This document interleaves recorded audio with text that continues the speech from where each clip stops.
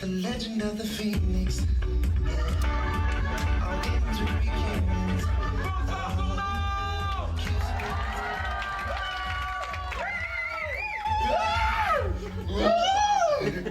Bonsoir Tournon, ça va bien? En arrivant à Tournon, il y a une vieille dame. Elle m'a regardé. M'a dit, je viendrai vous voir. En plus, j'ai adoré votre rôle dans Intouchable. Je n'ai marre qu'on me prenne pour François Cluzet, franchement ça va. Alors que moi je m'appelle Nissan et comme vous avez pu le remarquer, je suis, ça commence avec un N, je suis nantais. J'ai horreur des stéréotypes. Hein. D'ailleurs, est-ce qu'ici, ce soir, est-ce qu'on peut casser des stéréotypes? Très bien. Clément, est-ce que tu peux me faire un noir sur scène, s'il te plaît?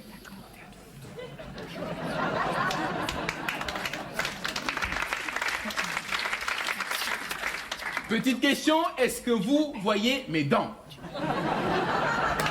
Bon, bah voilà, c'est bon, tu peux rallumer.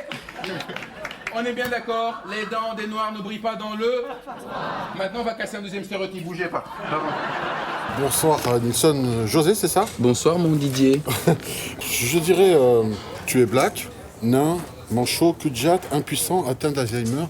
Est-ce que ce n'est pas difficile de vivre ça au quotidien? Très dur. Très dur. Surtout pour se gratter l'oreille. C'est vraiment très dur. Je sais pas comment je fais. Il y a des jours où je me pose la question, est-ce que... Le seul truc qui me sauve, c'est quand même mon... Tu vois ce que je veux dire? Ah oui, d'accord. Que lui, par contre, compense tout le reste. Tout le reste, ouais. Une troisième jambe, ça sert aussi pour nager. Exactement. D'ailleurs, on m'appelle Flipper. Je dis ça, mais je ne dis rien. Je n'aurais pas fait celle-là. Traduit aussi la poutre de baobab de Madagascar. Mais bon, ça, c'est une autre histoire. Oh, baobab, toi grand. Voilà. Alors, bon, moi, ce que j'ai remarqué dans ton spectacle, c'est que tu insistes lourdement, enfin, lourdement, dans le bon sens du terme, évidemment, sur l'aspect famille. Oui. Hein. Est-ce que finalement, c'est pas une façon pour toi de remercier le ciel, finalement, de t'avoir offert une famille, parce que si c'est autobiographique et si ce que tu dis est vrai, tu as été adopté, oui. Donc c'est quelque chose qui te tient particulièrement à cœur. Bien sûr. C'est voulu. Oui, parce qu'il y a de moins en moins de repères. Ma génération, 86, ouais, big up, c'est une génération qui a de moins en moins de repères. On est toujours en quête d'identité. Et je pense que quand on est perdu, ce qu'il faut faire, c'est vraiment retourner vers la famille. Au moins, retour aux sources. Retour aux sources, voilà, retour aux bases. Je m'appelle Nissan et pour moi, il n'y a rien de plus sacré que la famille. Même si la famille, c'est un peu comme les témoins de Jéhovah. Quand ils frappent à la porte, on ne sait jamais comment s'en débarrasser.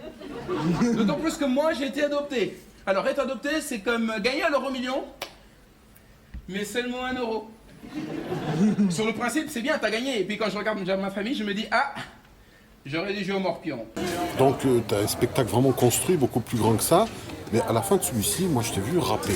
Oui. Carrément. Alors... Sans répit, on me critique sur mon style de vie. Mon sens c'est dit qu'on dit. Dit sur les femmes, sur les faits de pierre. Paradoxe dans son cœur, ça me dit de carrière. On me reproche, en tôle, devant la tête, quand même, moi j'ai passé aux autres. Ce qui est dommage, c'est qu'on réalise pas que le but de ma démarche est plus grand que ça. Moi je parle aussi pour mes heures à faire. C'est pas que je réussis contre l'ordinaire. Et mes sources de verbe, je choisis les choses, c'est facile d'air. Mais je fais ce qu'il faut, je vis très haut. Plus encore, je dis que c'est faux.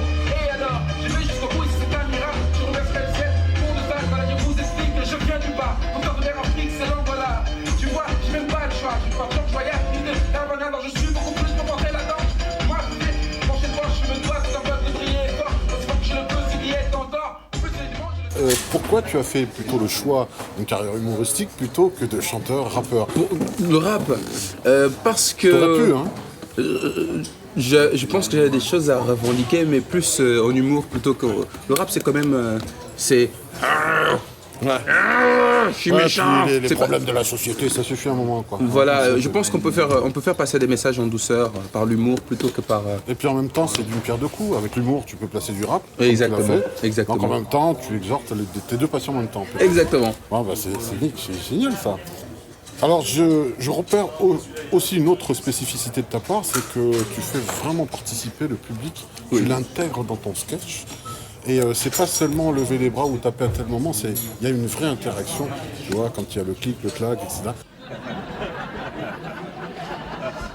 je démarre le moteur. J'arrive à son niveau et je m'excuse. Et malgré son énervement, elle craque. Portière rade. J'arrive en bas de chez elle. Et comme elle était désolée de m'avoir collé une claque, elle m'ouvre la porte de son appartement et m'invite à boire un verre. Bien sûr, en gentleman, je m'installe sur son clic. Et comme elle était vraiment désolée, elle déboutonne ma chemise. Attention les filles, là c'est pour vous. Claque! Claque! Claque! Là, bien sûr, je détraque. Non, il n'y avait pas de trick dedans. Mais effectivement, on a fini par faire cric, cric, cric.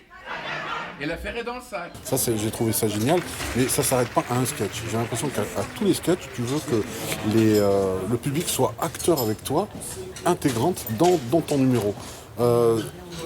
Pour l'écriture, comment tu testes cette interaction? Est-ce que tu fais un test sur un vrai public d'emblée, ou d'abord tu prends un groupe d'amis, tu essaies de voir si ça fonctionne?